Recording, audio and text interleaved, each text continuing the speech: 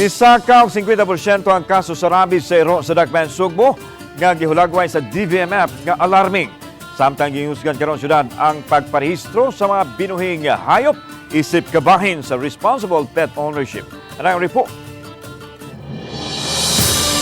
Sa data ang gipagawa sa Department of Veterinary Medicine and Fisheries kung DVMF nga nakatala og 20 ka kaso sa rabies sa iro sukad sa Enero hangtod sa buwan sa Hulyo. Nining tuiga, diin mas taas itandi sa 17 ka kaso sa tibuok tuig ni adtong 2023. Samtang way natala nga rabies sa iring. Giulagway sa City Vet nga si Dr. Alice Utlang nga alarming busa ipakusgan pa nila ang ilang pagpamakuna sa mga iro sa kabarangayan din target nila nga maabot sa 80%. Apil sa gitinguhang hingpit nga mapatuman ang pagparehistro sa mga mananap nga binuhi sa mga tao sa Dakbayan sa Sugbo. Kini aron mailahan kung si kinsa ang tag-iya.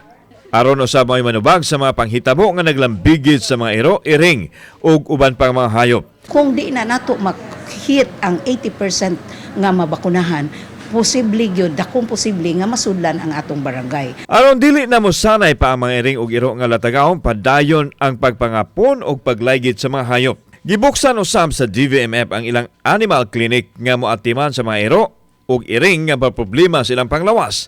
Gitumong kini aron malikayan ang giingon nga paggamit sa mga hayop isip fundraising kung adunay magkaproblema sa panglawas. Minimal lang ang mabayaran sa mga pet owners sa DVMF Animal Clinic itandi sa mga private clinics. Nag-open ta og clinic.